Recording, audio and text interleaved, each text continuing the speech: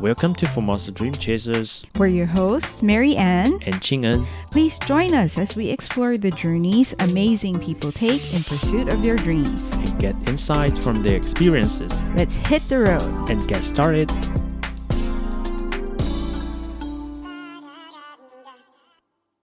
Hello and welcome to Formosa Dream Chasers. In our last episode, Qing'en and I talked with Alex Khomenko, one of the organizers of Taiwan Stands With Ukraine, to dive into the roots of the Russo-Ukrainian War. Today, he's back to break down why this war isn't and shouldn't be seen as an ethnic conflict. So, like I said, it's not an ethnic conflict. The underlying reasons for those conflicts are about the direction in which people want their state to go, right? And the mentality that they want to have. There is a very clear split between what Russia is, a top-down, authoritarian, repressive state that is really going back to its imperialistic roots and trying to conquer its neighbors and suppress any dissent, suppress any minorities, suppress anything pro-Russian within their borders. And what Ukraine has become, and what sort of true Ukraine was for generations, a people and a country who wanted to be free, starting with the middle of the millennium when there were different iterations of free Ukrainian states that constantly had to fight against the various other neighbors who had claims on the territory, whether that was Russia or Lithuania or the Polish and more Western European countries and states. The Ukrainian people have fought for their freedom for centuries. And after the breakup of the Soviet Union, the bulk of the Ukrainians, really made a conscious choice to abandon the ways of the Soviet Union and to move towards more democratic model that really aligns itself much more strongly with Europe and the US. However ugly it may be, right? Democracy is messy. Taiwan, I think, knows that firsthand as well. But it was a clear choice. While Russia clearly continued to essentially be a single ruler, authoritarian rule for the last 25 years and with no prospect for change. So that was the conflict, is those two forces. And the number of people in those eastern regions who really wanted to be a part of Russia was not the majority. At least those who thought that the way to achieve that was through armed conflict and insurrection. And while certainly there were some, and those were the people who were supported and financed by Russia, there were, in addition, what actually made a difference in those regions, unlike some other regions where those forces were pushed back, is that Russia poured arms and people right across the border into those regions because they were the closest to Russia and had the most support. And those people who've come from Russia, they are the ones who started the war and started the insurrection. And the Ukrainian state, having just gone through this huge transformation, the revolution of dignity, the former president fled, they had to figure out how to move forward in a democratic way. And that's the part where, there's a constant drumbeat of narratives spread by Russia that, it was a, CIA-financed revolution and, America installed a puppet president. And to anybody who wants to say that to our faces, and I know people here in Taiwan, Ukrainians, who were in Maidan, who were in that square in the center of Kiev in 2014, and stood on those barricades and fought, right? And to anybody who says, it was a CIA-funded invasion, you just want to laugh, right? Because, take a random person on the street and find out how much money you would have to pay for them to go fight for their freedom and their country, right? If they didn't want to in the first place. And I think if somebody really thought through this and tried, they would find out that's actually impossible, right? I'm sure you can find one or two people, but to get thousands of people in the streets fighting for something, right? It has to come from within. There's no amount of external money that can cause that to happen. Of course, the United States supported some parts of Ukrainian government, Ukrainian community that were more aligned with their interests, just like Russia supported theirs. There's no question about that. But to claim that this wouldn't have happened without some other Western involvement is just ludicrous. Mm-hmm. So, people stood up and fought for what they thought was right for themselves and for their country. Anyway, I think I covered different aspects of it. Certainly, it's all very well documented, very well covered, but it absolutely was an invasion and an occupation. And then, of course, once you occupy those regions, you can have whatever referendums you want under the threat of a gun, which was also very well documented, where, as they were doing the referendums, the armed people were walking together with people carrying ballot boxes and going to the buildings and, offering residents to vote and all that. So that part is that's a footnote, right? Once they occupy a certain area, they can force whatever they want to happen there. And that part also was documented. So absolutely there was a Russian-funded, Russian-supported armed conflict, and plenty of people died. And Ukrainian army at the time was not well organized, was not very strong. A lot of the gaps were initially filled with volunteer battalions that formed quickly to try to fight back. So that is also all very well documented, the deaths and the destruction that happened there. And like I said, plenty of Russian-speaking people from those regions were supporting Ukraine as well. So the talk about protecting Russian population is also ridiculous, because myself, a lot of other people here, we're all from those regions. We all grew up speaking Russian. Nobody was repressing us. People who were getting repressed were people who were taking up arms to fight for Russia against Ukraine. And yes, those people certainly were not welcome. But to say that it was suppression of the Russian population on an ethnic basis, there's no reality to that whatsoever. From what you share, it seems like Ukrainians are not only facing the physical attack from Russia, but also a lot of rhetoric, misinformation, trying to manipulate public opinions about protesters. And that really reminds me of what we are facing now in Taiwan. Yeah, I would like to add to that, because I feel your experience uniquely gives you a very interesting perspective, given your background from former USSR to what happened to Ukraine to actually being in Taiwan and seeing what's happening in Taiwan as well.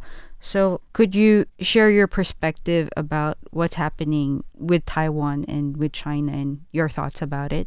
Yeah, I'll try to be brief, because I prefer to let the Taiwanese to speak about Taiwan, because my biggest impediment here in Taiwan is that I don't speak enough Mandarin to be able to really follow the local politics, right? And Taiwan has a very vibrant, very democratic society with lots of media, on all sides of the issues, robust social media, but it's all in Mandarin. So while I have certain views, my perspectives are limited. So it's just put that down as the background. But yeah, I think, like you said, absolutely, the parallels are there. The parallels are unmistakable, right? Because we both, Ukraine and Taiwan, have a neighbor, a much larger country, that for whatever reason is choosing to lay claims on some or parts of another country. And, the justifications are different, of course, for both, and the histories are complex and different. But, if you look at the reality on the ground, today Taiwan is a democratic and independent country. The legalities of it notwithstanding, that is the reality. And it has never been under the control of the PRC. So the parallels are there. Both countries, both Russia and China, are very well versed in information warfare, right? And just like Ukraine has for years been subject to attacks in the information space and media space, of course, same is happening here in Taiwan. And, the Taiwanese are exposing it and highlighting it. And actually at our event, there was a Taiwanese YouTuber, Minnan Wolf, who spoke at our rally. And he's the one who released a series of videos recently highlighting how the CCP is paying Taiwanese influencers to spread propaganda. And so we are very well familiar with that. And we sometimes kind of say, as Ukrainians, being Ukrainians in Taiwan is some kind of unique lottery ticket. We're not quite sure if it's a good one, but it does both give us, I think, real appreciation for the situation here, and also a lot of the reasons why the Taiwanese come to support us.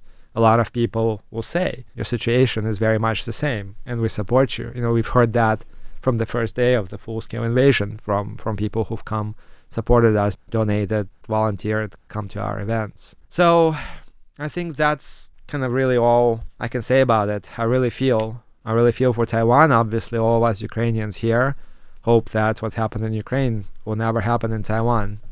But we also know that anything can happen. So, we want to support Taiwan also as much as we can. You mentioned earlier that Taiwan Stands With Ukraine was brought about due to the protest against Russia's invasion. So could you tell us more about how the group became organized and what is your role or responsibilities within the organization? And you also mentioned there's less than 300 people, if I remember the numbers correctly. Yeah. Could you please elaborate more about your organization? Yeah, it's a very unique and wonderful thing. It's a volunteer group without much formal organization or structure. It was born out of people coming together on that corner in front of the Russian office and meeting each other and just starting to self-organize, trying to do things. The Taiwan Stands With Ukraine social media and the name of the group actually dates back to a couple of Taiwanese activists who registered and created those pages and put that name down, I think, in the first days of the full-scale war. And they knew each other. It was a small group, mostly young women, who were all kind of veterans of the Hong Kong pro-democracy protests. And some of them even had experience going back to the Sunflower Movement in 2014. Some of them were a little bit younger, but they were just very active socially. And several of them came together and registered those pages and created that name. And then they also were at the protests on the corner, and they were part of the initial Taiwanese group that was just trying to do things. And so it was extremely spontaneous, right? As people were meeting each other, some people who wanted to be more active were just starting to talk with each other. And there was a Facebook chat created where people were just saying things and starting to say, okay, well, what do we do? Okay, we're standing here. Let's organize a march. Let's organize a protest. Let's do something. And then slowly people came together who actually had the ability and the desire to make that into reality. And over time, the people changed. Some people stayed, some people left. It's really hard to sustain that level of activism for so many years. I'm blessed that I've had the ability to participate in some way for the whole time, and some other people have. But yeah, it really literally was just whoever wanted to do something came together, and under the banner of that name, we just did it. So first we want to organize a march. We realized it would take us quite a long time to organize it. So we first organized a protest. I think it was the 9 days after the full-scale invasion. We had a protest in Liberty Square, and we had speakers. We had kind of a rally there. And that was our first official event. I was there with some other people just helping organize it. And then we organized, I think 2 weeks later, we actually did organize a march. That march from Don Park to the Kitagalan Boulevard. And that was really large. There were more than 1,000 people there. And then we just continued on. Other people joined in and said, well, let's just do some maybe cultural events. Let's do some food events. There was a woman from Lithuania, Migle, who was supporting us from day one, who became a good friend. And she was actually the original driver behind our food days because she could cook Ukrainian food. And so she gathered together with some Ukrainian and was doing cultural events and food events. And then eventually she had to move back to Europe. And then other Ukrainians kind of stepped in and took that baton and continued to do it. And so to this day, it is just a fairly small group of people, of activists. I think kind of the core organizing group is probably less than 10 people. It's the kind of the first people that will start the conversation about, okay, well, what should we do? And how. And then there is a slightly larger group of people who are maybe more regular volunteers who come to support the events, but maybe don't have the time or the capacity to lead the organization. And then beyond that, there is a wider group of people who, when we put out a call for a protest, of course, lots of Ukrainians show up, as we saw on Sunday. So it's kind of like this series of concentric circles of people that come together to do things. So one of my main roles throughout has been just managing the donations, managing the money. So I keep track of everything that's ever been donated to us or we've raised by selling things. Everything goes directly to Ukraine. We usually support smaller projects where we know exactly, where the money goes. We get feedback that we post on our Facebook pages. We get videos from the front of the soldiers thanking us for the equipment. We bought ambulances, so we get videos from the hospitals showing those ambulances being delivered from Europe to Ukraine. We've donated to children's events, and we get videos and thank yous back from those events. Most recent was when we donated money for a Kherson organization that bought presents for kids in the formerly occupied territories for New Year. They sent us a touching video. And we always promote Taiwan as well. We want them to know that this help is coming from Taiwan, because it's only due to the support of the Taiwanese that we're able to do this. So I manage a lot of that process, the donations, the feedback. I manage some of the social media. And then, I still protest in front of the Russian embassy twice a week. And there are some other people that join. It's not an official protest, not a sanctioned one, so we can only have a small group there. But we've been consistent in doing it, raise a little bit of money, and just keep showing that we're not going away. We're going to keep standing. But then there are 3, 4, 5, 6, 7 other people who are very active in different aspects of our organization. There is a group that does the food events and the cultural events. So I'm mostly supporting them, but they drive those whenever they find time and space to do that, because everybody's just driven to help, driven to do things. We are Ukrainians. We can't sit still. We have to keep doing something. And it's wonderful because we are sort of just a consensus-based group. We discuss things, and when we agree to do something, we go ahead and do it. There's no formal leader. There's no formal organization, no org chart. We're all just organizers and volunteers. And a lot of us have become friends, and I think that's why we work so well together. And people trust us because we are transparent. We show everybody what we do, and as long as we keep getting support, we'll continue to do that. So, Alex, is there any future events that you are going to organize? Yeah, so we're always looking forward to something new, and I think we have finalized the plans for an event. So we've had for a long time a series of food day events. There is a small bar in Gongwan whose owner has supported us for a really long time and let us use his space for events where we would just come together, cook Ukrainian food, and people come and they can buy some souvenirs, they can buy food, and all the proceeds go to our fundraising efforts. And since we have kind of really no money to spend on doing something bigger or renting space, we're always looking for people who would help us, because all our fundraising goes towards Ukraine, and we donate a lot of our own money and effort towards this.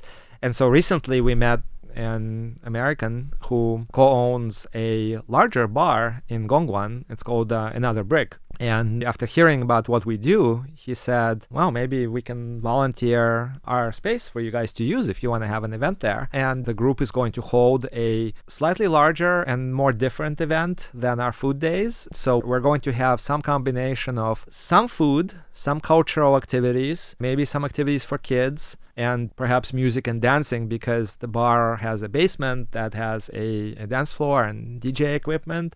I'm not part of the core organizing group there, but I think it's going to be kind of more of a combined event that's going to try to serve both people who want to support the more cultural side of things and come try the food, maybe bring their kids. We'll start it early, and so we'll have the initial part being more focused on culture and food, and then later towards the evening just transition to perhaps just a dance party with some Ukrainian music and just something more fun, because it's hard. It's hard going through 3 years of war, and sometimes people just need to relax as well. And we hope that both Ukrainians and Taiwanese will come and join us in that. And of course, all the proceeds, as usual, will go towards whatever help we send to Ukraine. So preliminary time and date is 3 p.m. at Another Brick. It's in Gongwan, close to the Taipower Building station. That wraps up today's conversation with Ukrainian activist Alex Khomenko from Taiwan Stands With Ukraine. But his story isn't over. Tune in next week as Alex opens up about the unforgettable moments in his journey in Taiwan.